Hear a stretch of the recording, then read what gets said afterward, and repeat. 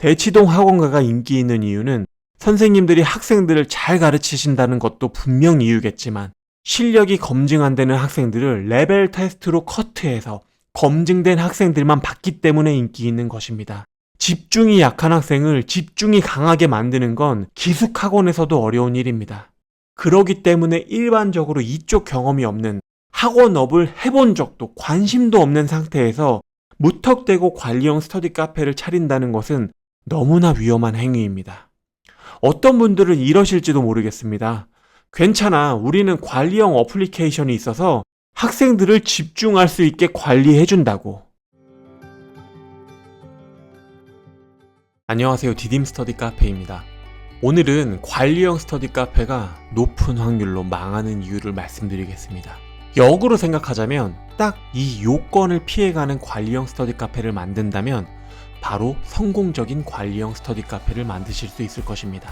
제가 이 영상을 찍는 이유는 관리형 스터디 카페를 하지 마라가 아닌 관리형 스터디 카페를 절대로 만만하게 보면 안 된다입니다. 영상의 뒤쪽에는 관리형 스터디 카페로 성공하는 방법도 알려드리겠습니다. 제가 계속해서 말씀드리지만 스터디 카페 창업이 좋은 이유 중에 하나는 나의 경쟁자 스터디 카페 사장님들이 무인으로 관리하기 때문에 내가 무인으로 관리 안 하려는 노력 하나만으로도 비교 우위에 선다는 점입니다. 창업 시장은 철저한 경쟁 시장입니다.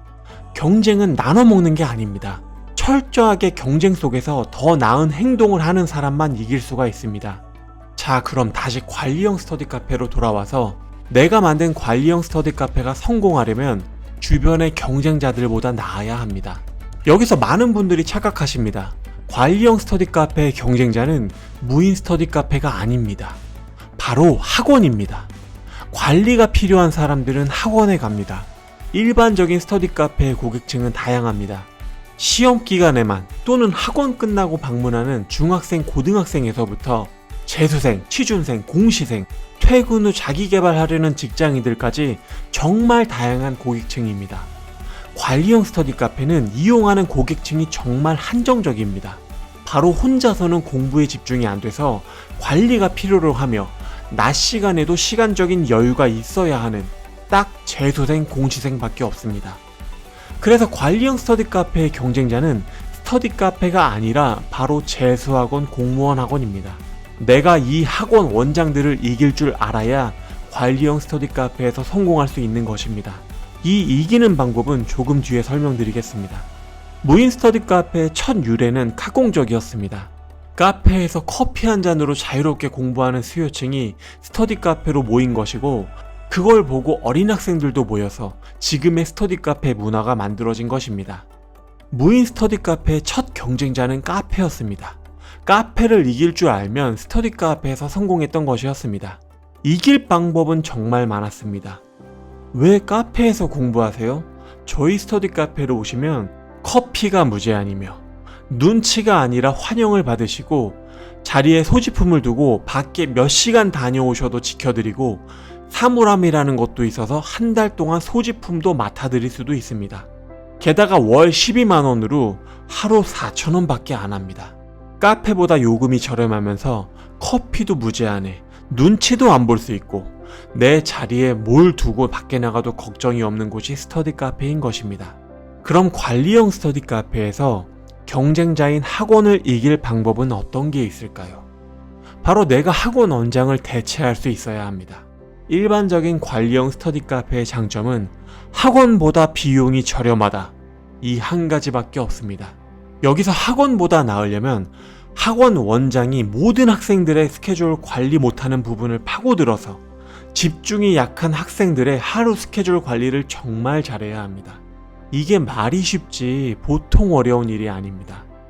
대치동 학원가가 인기 있는 이유는 선생님들이 학생들을 잘 가르치신다는 것도 분명 이유겠지만 실력이 검증 안 되는 학생들을 레벨 테스트로 커트해서 검증된 학생들만 받기 때문에 인기 있는 것입니다. 집중이 약한 학생을 집중이 강하게 만드는 건 기숙학원에서도 어려운 일입니다. 그러기 때문에 일반적으로 이쪽 경험이 없는 학원업을 해본 적도 관심도 없는 상태에서 무턱대고 관리형 스터디 카페를 차린다는 것은 너무나 위험한 행위입니다. 어떤 분들은 이러실지도 모르겠습니다. 괜찮아, 우리는 관리형 어플리케이션이 있어서 학생들을 집중할 수 있게 관리해준다고. 제가 한 가지 비유를 해드리겠습니다. 여러분이 생각해 보시기 바랍니다. 어떤 헬스장이 너무나 잘 됩니다. 여기는 프로 선수가 관리해서 PT 매출이 많이 일어나고 일반 회원권 회원분들도 많이 방문하십니다. 그럼 내가 이 인근에 경쟁 헬스장을 창업해서, 물론 내가 운동 한번 해본 적 없는, 헬스에는 관심이 없는 사람이지만 우리 헬스장은 미국 헬스인들이 쓰는 헬스 어플리케이션 프로그램이 있어서 여러분들의 헬스 루틴을 짜드리고 하루에 얼마나 운동하는지 계속해서 기록해 드릴 테니 열심히 운동하세요.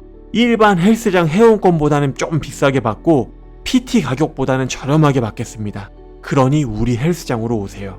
이런 전략을 펼쳤을 때 과연 이 헬스장에서 초보자들이 운동으로 성공할 수 있을까요? 아니면 여러분들이 헬스에 미친 상태인데 고객분들 비싼 돈 내고 PT 받지 마시고 제가 저 운동할 겸 제 헬스장에 테크노짐 해머 스트렝스로 도배해 놓겠습니다. 이 머신 기기들은 일반적인 머신보다 가동 범위도 넓고 특히 머신 운동의 장점으로 초보자들이 운동할 때 다치지 않고 운동하는 걸 도와줍니다. 게다가 15년 경력의 운동 경험이 있는 제가 하루 종일 상주하면서 운동할 거니까 같이 한번 운동해 봅시다. 이 헬스장에선 초보자들이 운동으로 성공할 수 있을까요? 초보자분들은 두 헬스장 중에서 PT 운동이 아니라면 아래 헬스장에서 운동을 잘할 확률이 더 높을 것입니다. 바로 이런 마인드로 관리형 스터디 카페를 창업하셔야 합니다. 학생분들 비싼 돈 내고 학원 가지 마시고 인강으로 수업 들으면서 복습을 꾸준히 하세요. 수업 듣고 땡치는 것보다 바로바로 되새기는 게 훨씬 중요합니다. 제가 학원 경력이 몇 년인 사람이고 저 스스로도 계속해서 공부하고 있습니다. 이 관리형 스터디 카페에서 저 역시 상주하면서 여러분의 학업 스케줄, 복습 테스트를 모두 도와드리겠습니다. 같이 한번 공부해 봅시다. 이런 마인드의 관리형 스터디 카페 사장님이라면 무조건 성공하실 것입니다. 저는 그냥 좋은 시설, 좋은 장비 투자하고 편하게 돈 벌고 싶은데 그런 방법은 없을까요? 제가 단언컨대 그런 마인드로 하는 사업은 90% 망할 것입니다. 제가 앞에서 무인 스터디 카페가 쉬운 이유가 경쟁자들이 무인으로 운영하기 때문에 여기서 내가 관리만 신경 써도 비교 우위가 된다고 말씀드렸습니다. 그럼 이걸 듣고 어떤 사장님은 그래, 내가 너무 스터디 카페 매장에 신경을 안 썼다. 앞으로 회원들 말에 귀 기울이고 세심하게 매장을 살펴야겠어. 라는 사장님이 계시고 또 어떤 사장님은 그래, 디딤 말 한번 믿어볼게. 무인으로 운영 안 하면 된다는 거지? 그럼 알바생 하면 뽑을게. 그럼 된 거지? 라는 사장님이 계십니다. 자영업, 그러니까 사업은 내가 하는 겁니다.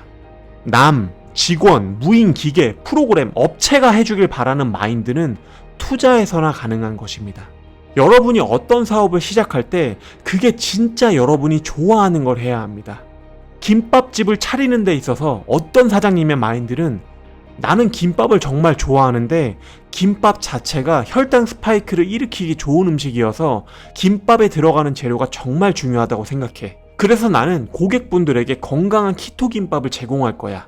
라는 사장님이 계시고 어떤 사장님은 김밥을 판매하는 데 있어서 가격이 정말 중요한데 인건비가 정말 많은 부분을 차지해.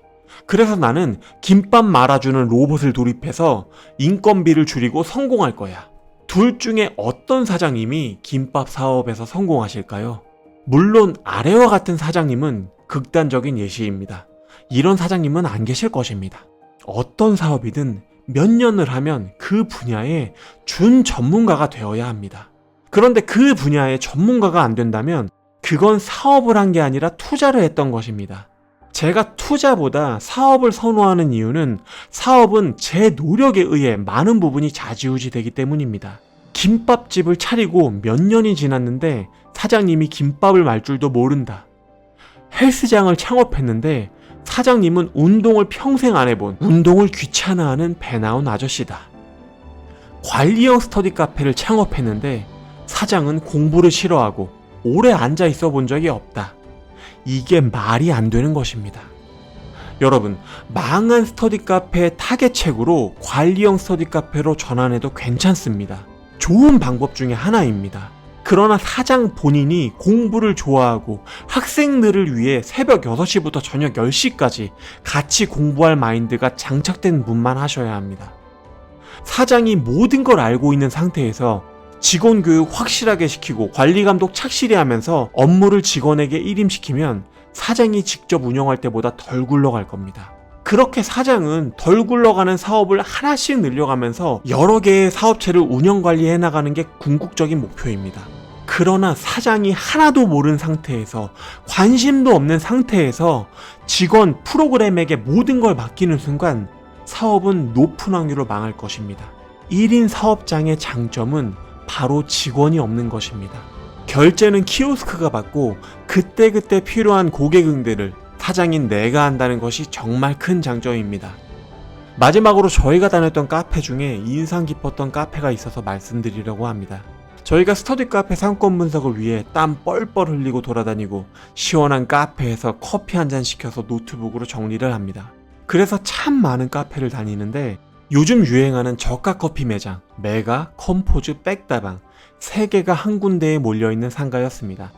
우리가 일반적으로 이용하는 카페들은 주문하고 진동벨 울리고 카운터에 놓여있는 커피를 수령하면 끝입니다. 알바생에게 빨대가 어딨냐고 물어보면 여기 옆쪽에 있다고 알려주는 게 끝인 것입니다. 그런데 저희가 갔던 카페에서 다른 매장보다 유독 이곳만 사람이 많았던 이 카페에서는 저희가 입장할 때부터 사장님이 카운터에서 인사를 해주시고 키오스크에서 주문을 하려고 하니 본인이 주문을 받는 걸 도와드린다고 카운터에서 주문을 도와주셨습니다. 커피가 나왔을 때는 사장님이 커피가 나왔다고 말씀해 주시면서 저희에게 혹시 빨대가 필요하냐고 물으셨습니다. 저희가 네, 필요합니다 라고 말하는 순간 사장님이 빨대를 직접 꽂아주셨습니다. 물론 위생을 위해 빨대 위쪽 비닐은 남겨둔 상태에서요. 이 1,500원짜리 커피 한 잔에 저희는 대접받는 기분이 들었습니다. 다른 저가 커피 매장을 가면 알바생이 인사는커녕 결제를 하려고 해도 뒤쪽 키오스크를 이용해달라고 하고 커피를 받을 때 알바생에게 빨대가 어디 있는지 물어보는 게 미안한 마음이 들었는데 이 사장님의 카페에서는 대접을 받았습니다. 스타벅스가 진동벨을 살 돈이 없어서 어플리케이션 개발할 돈이 없어서 번호를 불러주는 게 아닙니다. 고객과 소통을 하기 위해 불러주는 것입니다. 이걸 편리함으로 대체해버리고 모든 경쟁사 사장님이 이 편리함에 취하면 이 단순한 빨대를 꽂아주는 행위 자체가 남들보다 비교 우위가 되는 것입니다. 이 빨대를 꽂아주는 행위는 커피 프랜차이즈 본사의 매뉴얼이 아니었습니다. 그 매장 사장님만의 고객을 위한 행동이었습니다. 오늘도 영상 시청해주셔서 감사합니다. 좋은 하루 되시길 바랍니다.